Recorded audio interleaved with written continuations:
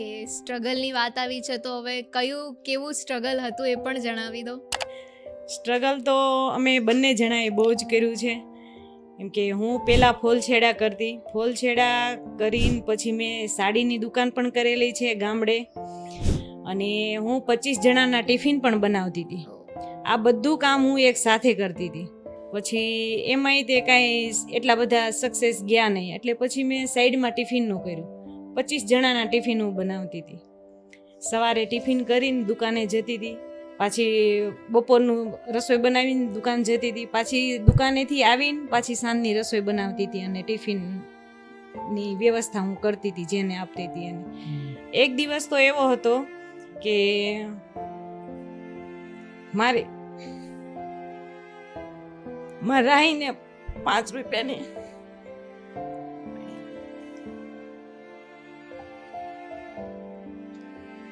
રાહીને 5 રૂપિયાની વેફર ખાવી હતી ને, ઘરમાં 4 રૂપિયા જ હતા.